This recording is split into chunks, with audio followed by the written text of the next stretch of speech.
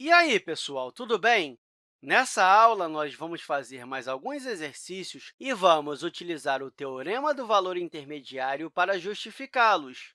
E temos o seguinte aqui: seja g de x igual a 1 sobre x, podemos usar o teorema do valor intermediário para dizer que existe um valor c de modo que g de c seja igual a zero e que c esteja entre -1 e 1? Se sim, justifique. Bem, para utilizar o teorema do valor intermediário, você precisa que a função seja contínua no intervalo determinado. E no primeiro exercício, a função deve ser contínua nesse intervalo aqui. Mas observe que a função não é definida quando o x é igual a zero. Portanto, não podemos utilizar o teorema do valor intermediário.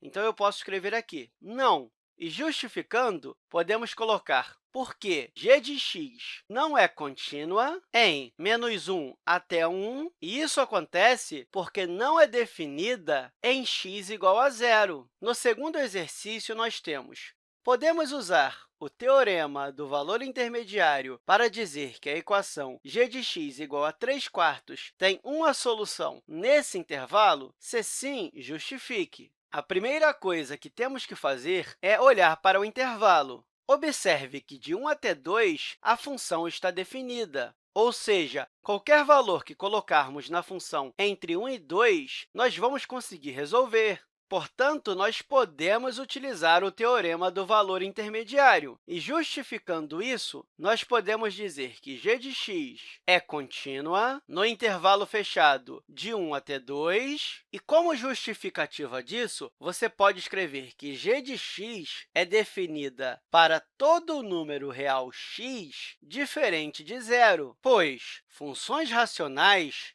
que é o caso da nossa função g de x, são contínuas em todos os pontos de seus domínios. Ou seja, é isso aqui que faz a função g de x ser contínua nesse intervalo. E para justificar isso utilizando o teorema do valor intermediário, você pode utilizar esses extremos aqui. Ou seja, você pode colocar que g de 1 vai ser igual, se eu substituir aqui, vai ser 1 sobre 1, que vai dar 1. Então, g de 1 é igual a 1.